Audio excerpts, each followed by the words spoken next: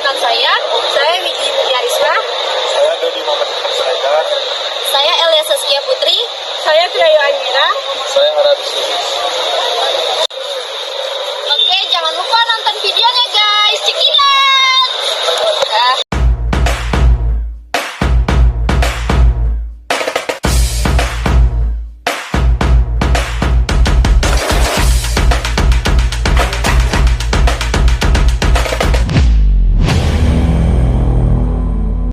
Yang pertama yaitu penerapan konstitusi, yang dimana penerapan konstitusi ini memicu pada pelaksanaan prinsip-prinsip dasar yang diatur dalam konstitusi oleh lembaga-lembaga negara yang dimana mencakup tiga, yaitu eksekutif, legislatif, dan yudikatif.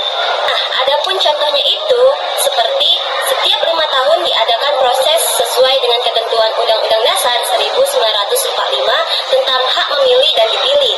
Nah, sedangkan pengimplementasian konstitusi ialah pemerintah yang menjamin bahwa pemilu tersebut bebas dan adil dengan memberikan akses kepada seluruh warga negara untuk berpartisipasi serta menjamin keamanan selama proses pemilu.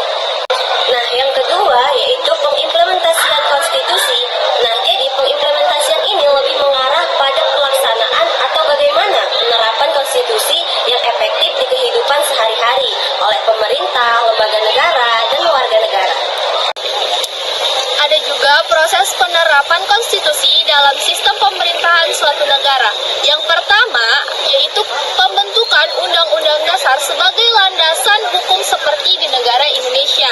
Salah satunya yaitu Undang-Undang Dasar 1945 merupakan konstitusi tertinggi yang ada di negara Indonesia. Yang kedua, pembagian kekuasaan dalam pemerintahan atau biasa juga disebut dengan trias politika. Yang pertama yaitu adalah lembaga eksekutif yang dipegang oleh presiden, yang dimana presiden merupakan kepala negara yang melaksanakan undang-undang dalam kebijakan negara. Yang kedua ada lembaga legislatif yang membuat undang-undang dasar dan juga mengawasi kebijakan eksekutif serta membahas anggaran negara, yang dimana itu termasuk wewenang DPR atau Dewan Perwakilan Rakyat dan juga MPR. Atau dalam penafsiran konstitusi juga terdapat kendala seperti yang pertama, perbedaan penafsiran konstitusi yang sering ditafsirkan berbeda oleh para pihak. Hal ini menyebabkan ketidakjelasan dalam pelaksanaannya. Yang kedua, ketidakpatuhan terhadap konstitusi, terutama dalam hal korupsi atau penyalahgunaan jabatan. Dan yang ketiga, kelemahan penegak hukum dikarenakan faktor politik dan korupsi. Dan yang keempat, kesadaran masyarakat yang sangat rendah serta pengaruh politik yang sangat kuat. Adapun kasus konstitusi yaitu pembubaran PKI yang dimana peristiwa tersebut terjadi pada tahun 1966. Dilakukannya pembubaran PKI dikarenakan organisasi tersebut mengancam ideologi negara yaitu Pancasila. Proses pembubaran PKI tidak melalui mekanisme peradilan yang jelas dan adil. Keputusan pembubaran PKI lebih bersifat politis daripada hukum.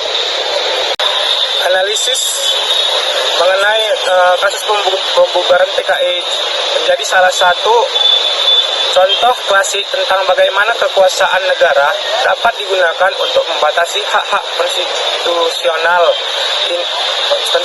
warga negara.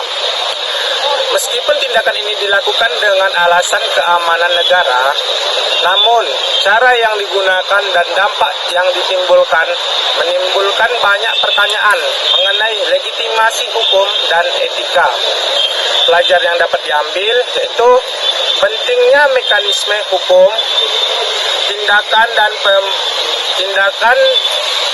pembatasan hak dan kebebasan warga negara harus dilakukan melalui mekanisme yang jelas dan adil. Sekian pemaparan materi dari penerapan dan implementasian konstitusi dari kami. Jangan lupa tonton sampai habis. Bye-bye!